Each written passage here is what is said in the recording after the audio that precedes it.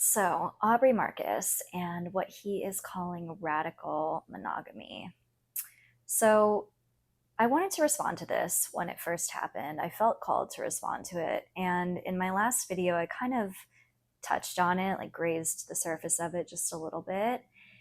And I think I was reticent to like fully dive into it for a couple of reasons. One is that I kind of feel like I needed to take a step back and like give myself some space from my own reaction to it, just so that I could hopefully come back from a more objective place and share my thoughts on it. The second reason I think is because I'm a little nervous to approach a topic that could potentially gain traction and be seen by a lot of people and be a topic that is somewhat controversial that people are going to have strong opinions on. Because back in 2020, I dove headfirst into stuff like that. And I had to really deal with like a lot of blowback from that. And even though these last 5 years have vindicated me in all of the things that I was saying, and, I don't feel bad for having been right back then, it was hard to deal with family, friends disowning me, losing business, losing clients, losing students, just feeling really ostracized from my community, which, if you've ever gone through something like that, it's challenging. It's really difficult. And you really have to develop a strong conviction and a thick skin if you're going to use your voice. And back in 2020, I feel like that was kind of my first time really tapping into like the witch wound and like those feelings of kind of like being burned at the stake, and like the depth of like past lifetimes in which that is something that I've obviously had to deal with.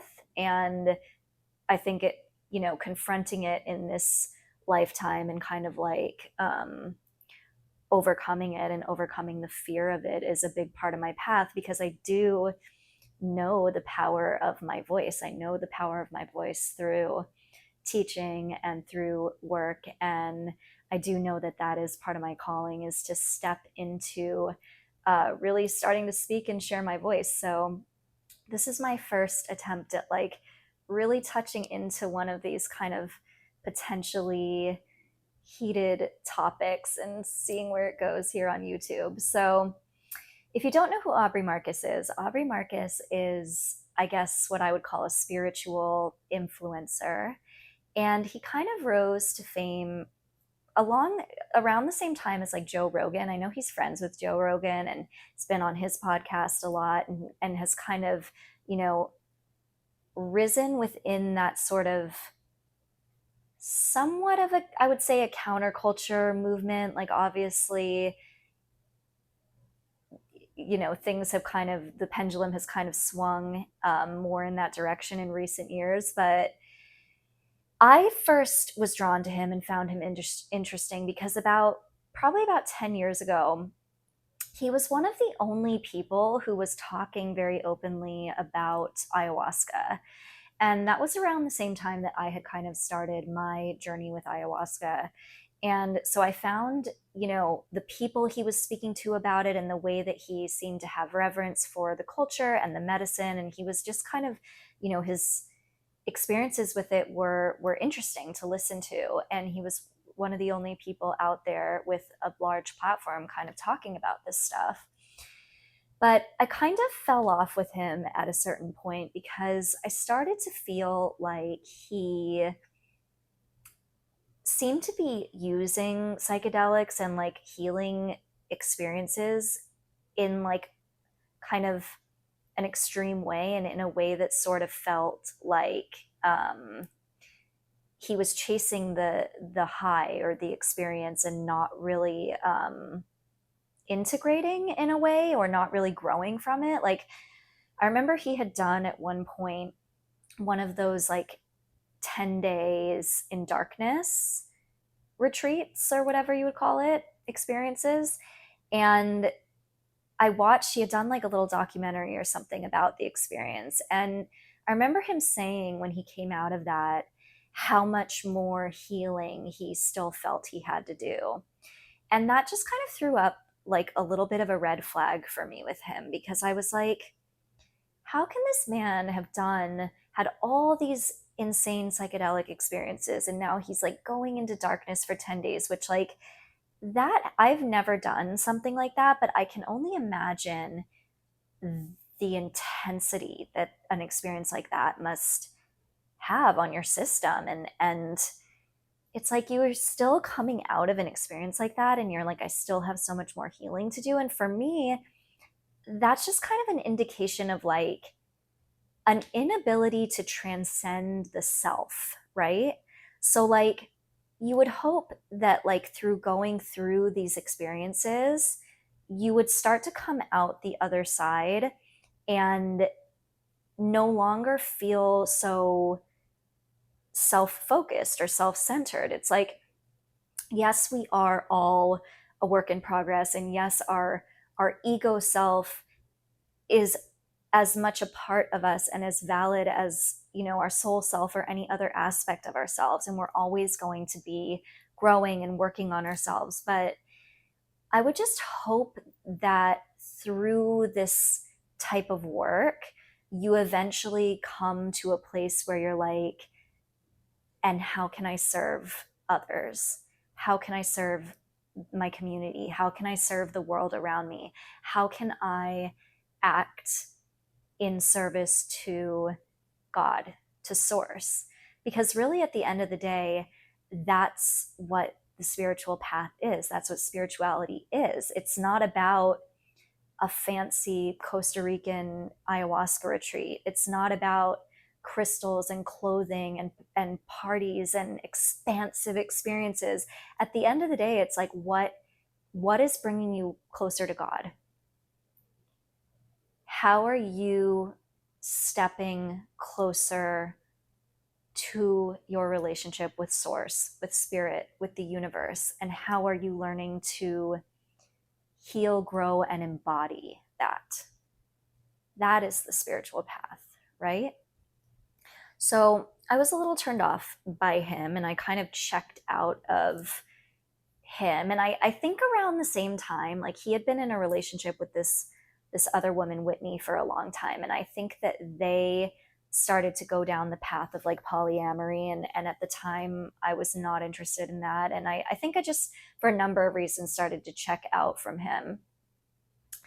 And then he started to come back up into my awareness. I think because he was kind of starting to talk about, asking questions about, power structures in the US, and, asking questions about things that had happened, from 2020 onward. And I found some of that somewhat interesting. And I started to kind of give him like an ear a little bit again when he was like, friends with RFK and talking to RFK, because I found RFK and his message interesting and worth listening to and worth being curious about. And anyone who's raising questions about why we are so unhealthy as a society, there's value in that to me. So he kind of, came back into my awareness again with that. And then not too long after that, he posted, and this was just a couple weeks ago, he posted that he and his wife, Vilana, are now in this like polyamorous relationship that they're calling radical monogamy. They're not calling it polyamory, they're calling it radical monogamy. And so he makes this post, and the reaction that he got to this post was not good, for the most part, not good. And I think that it's interesting because I think, my initial reaction when I first saw him make this Instagram post was like, I didn't have a good reaction to it. And the reason why I didn't have a good reaction to it is obviously I immediately judged it. And the reason that I judged it is because I have personal experiences with relationships like this. And as I was reading through the comments that were coming through, it was very clear that, especially from the women that were commenting, that the majority of women had experienced some form of this type of relationship themselves. And I think that that's an interesting point to note, because they're coming at this from this angle of like, we have figured out this new and radical template for love, and it's, just this total like evolution of our capacity to love, and but all these people are responding to it and they're saying, that's nothing new. Like, actually, we've all been in certain situations that like are very similar to what we're seeing and to what you're saying. And so, yes, I will say, like, my initial reaction to his initial post was coming from a space of judgment within myself, because I've been in this Burning Man world. I've been in this world of kind of like, it's a very it's very much a bubble. It's very much can become almost like, the snake eating its own tail. Like, it's an echo chamber of like self-affirmation and the affirmation of the people that are in it with you. And I've been in that world. And not only have I experienced my own version of a very similar type of relationship to what he is in, but I've also observed it in quite a lot of other people. And so I think that the reaction that women were having to him, it just said a lot about like the aspects that people were seeing in what he was putting forward, and how commonly aspects of that have been experienced by people in the collective already. So I see that post, move on from it. And then like a day later, he posts again, and he posts this very like victim consciousness post about how he's being attacked and he's this spiritual warrior who has to defend from these daggers flying at him. And again, judgment on my part, but when I read the comments on the original post, it didn't seem like he was being attacked. It seemed more like he was being confronted with a genuine reaction to what he had shared. And he didn't like the reaction that he was getting. So again, people start commenting on this post, and they're just calling him out, really. And so at this point, I'm like, I can't jump into this conversation unless I watch the podcast, because I want to see the whole picture. I want to hear the whole story from their perspective. I don't want to just project my experience with this type of dynamic onto what they're doing. Like, I want to hear it from them. So I go to YouTube and I turn on the podcast, and it's Aubrey Marcus, his wife Vailana, their lover Alana, and then their teacher, their spiritual guru, this guy Dr. Mark Gaffney, who apparently has a very sordid history and accusations of underage, underage girls, like unconsenting stuff. And I don't know what words are like good to say on YouTube or not, but like there's, bad things that are associated with him. And so I turn it on, and in the beginning of the podcast, it was mostly the two men talking. And I had a visceral reaction to this podcast. Like, I had to just turn it off. I was like, no. My nervous system was like, no. And so I turned it off, and I think maybe like a day later, I was like, okay, I'm going to try to revisit this podcast. So I turned it back on, and I'm telling you, I had to watch the men on like 2x speed. But then when the women were talking, I would turn it back to regular speed because I wanted to see their faces. I wanted to hear their emotions. I wanted to feel them as they were speaking, because the men made my skin crawl, to be honest. I was having like an actual visceral reaction to what felt creepy. It felt manipulative. It felt inauthentic.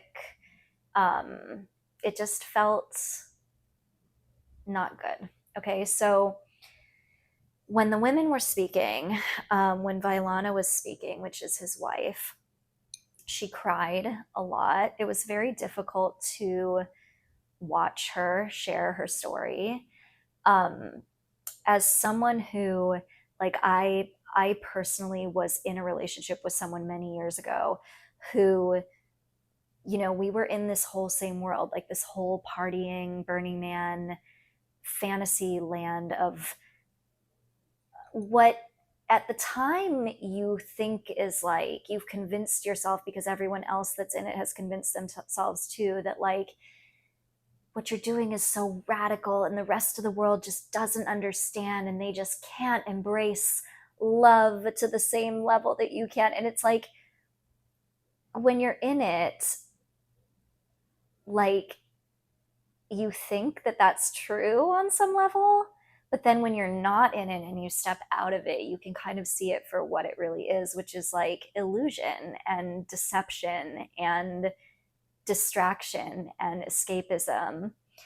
And at the time when I was in that world and I was in this relationship, I was with a man who tried all these same tactics to like convince me that, you know,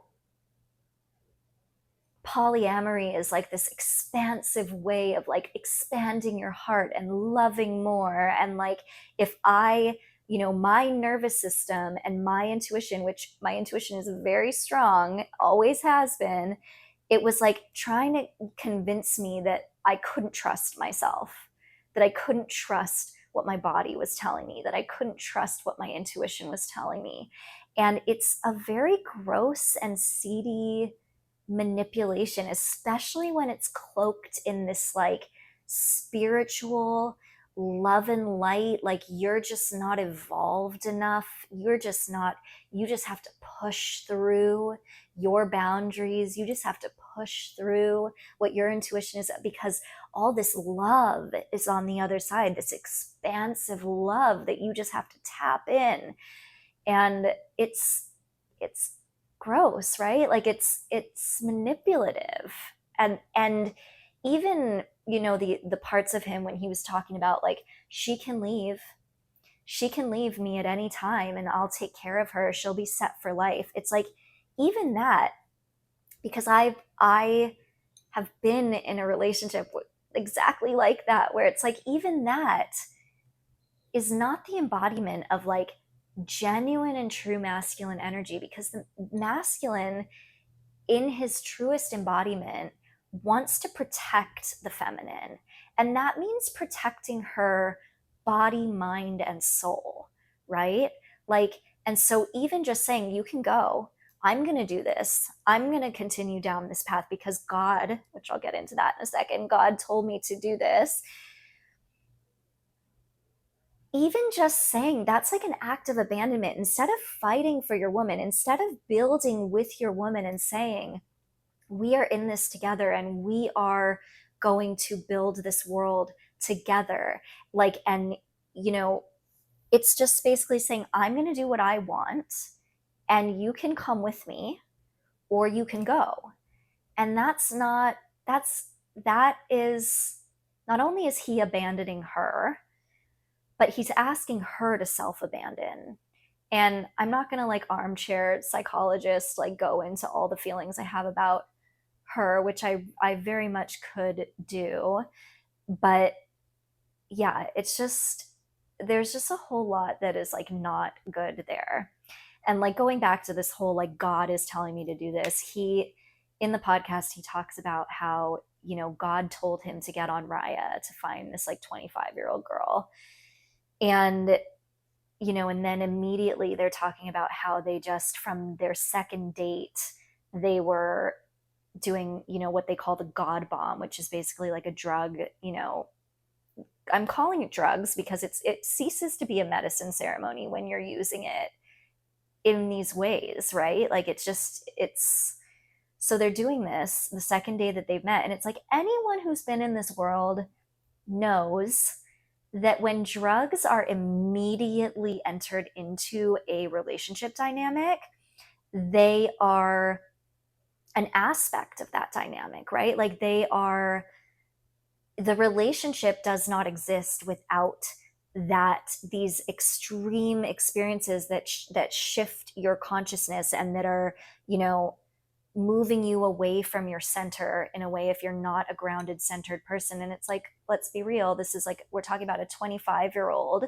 Like, how many people are like, know solidly who they are at 25 and are so steadfast and grounded? It's like, and that's kind of the messed up thing. It's like the power dynamics in this situation are all over the place. It's like, of course, this young girl wants to get involved with these people. They're rich, they're famous, they're fun, it's like, who wouldn't want to do that, And so she's gotten herself into this situation. And I just felt like both of the women, while they were speaking, they told on themselves over and over again. Like, there were just so many ways in which they spoke of their boundaries being crossed, when they spoke of things that actually were hurting them or were challenging for them, and they've just excused them away.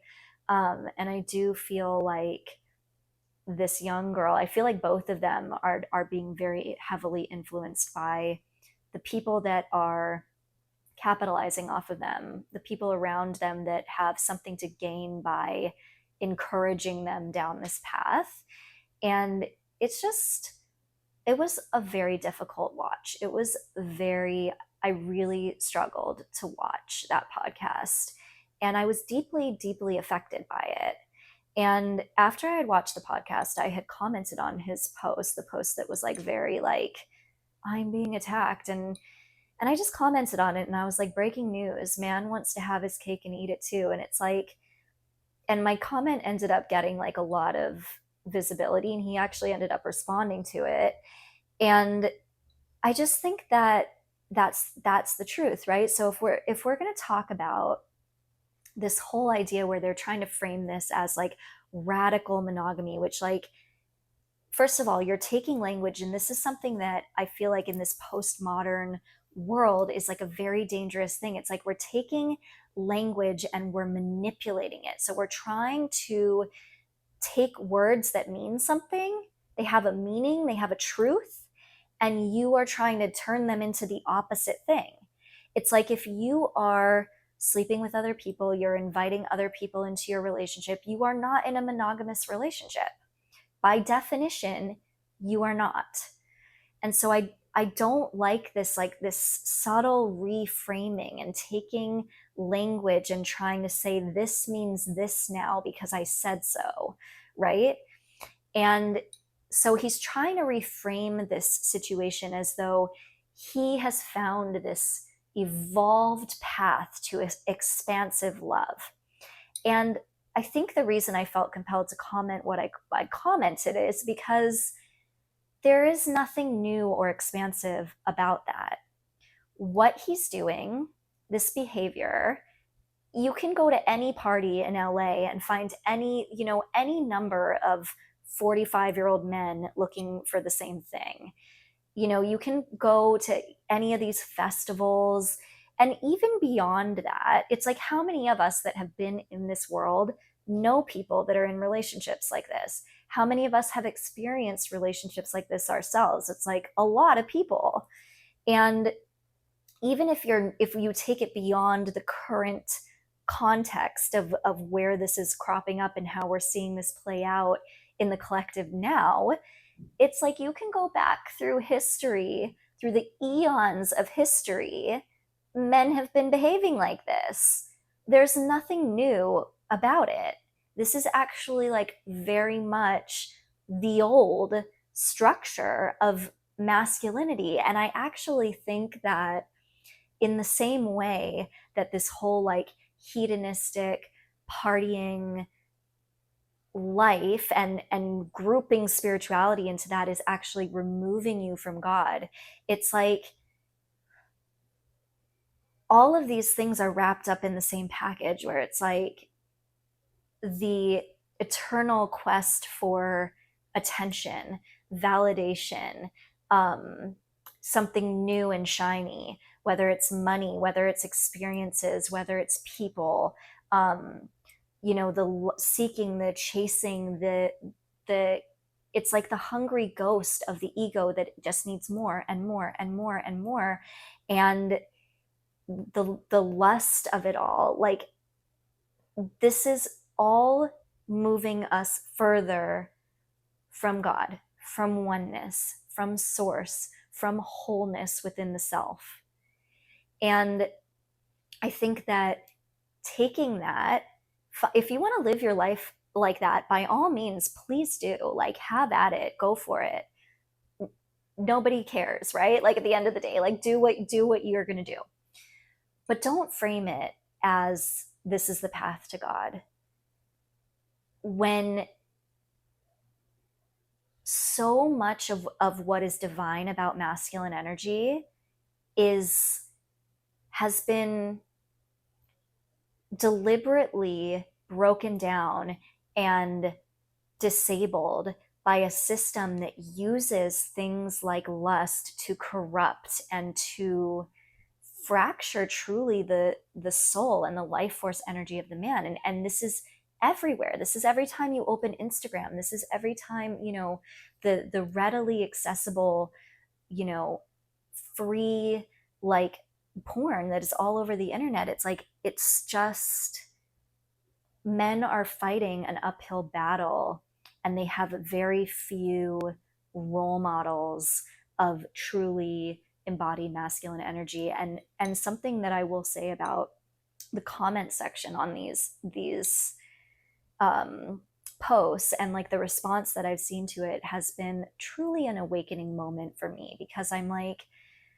there are so many women out there that are holding the line and are saying, no, having firm boundaries and having firm standards. But what has been really eye-opening is seeing all of the men that have come forward and are saying, actually, no, this is not how you protect the feminine. This is actually not the embodiment of masculinity.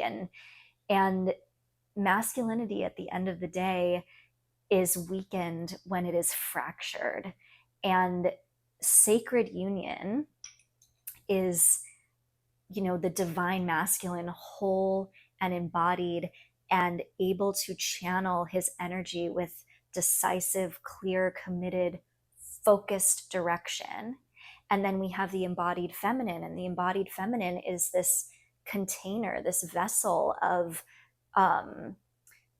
surrender and flow and, intuitive wisdom. And together, these two sovereign forces, they come together and they become this third energy. They create this channel to God, to source, to the divine. And that is the merging, the blending of sacred sexual energy, is oneness and connection to God, to source. And that is the new template. That is the template of divine, loving energy that so many of us are anchoring into this planet. And if you are on that path, and that is your path to awakening and what you came here to do in this lifetime, you know that it is not an easy path to walk, that you have to go through a lot of difficulty to unlearn what has been programmed into us for lifetimes. And this goes back to the original template of divine love that is spoken about through so many cultures, religions, spiritual belief systems, like the man and the woman in the garden, right? Like the divine counterparts that merge together to create life, to create, you know, just, and it's like everything that happened from the fall of man is like the dense, heavier energies that we see like playing out on this planet now. And a lot of that plays itself out in the distraction, in the hedonism, in the escapism, in the like quest for, just infallible, insatiable, like desires of the ego, right? And to be able to truly walk in sacred union with the divine and with your counterpart, I think is one of the highest callings that you can have in this life. And it's hard and it's challenging because it is new.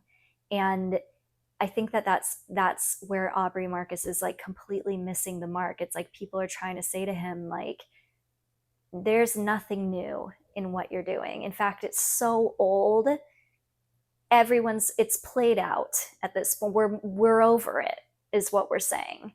And I think that the new paradigm of masculinity is these men that are rising in their integrity, these men that are transcending the programming that tells them to fracture their energy and tells them that masculinity means, chasing lots of women and having meaningless, vapid experiences and connections and like just the gratification of the ego. And it's refreshing to see the men rising into this calling and seeing the value in merging with the whole healed conscious feminine and the magic that can create in their life and in the world around them and in their ability to like serve the world together.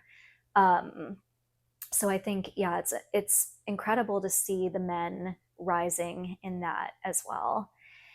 And one thing I will say that I thought was funny, like his, God telling him to get on Raya, or like when he said that Isis came through him in the temple of Isis to like tell him that he's meant to impregnate these two women.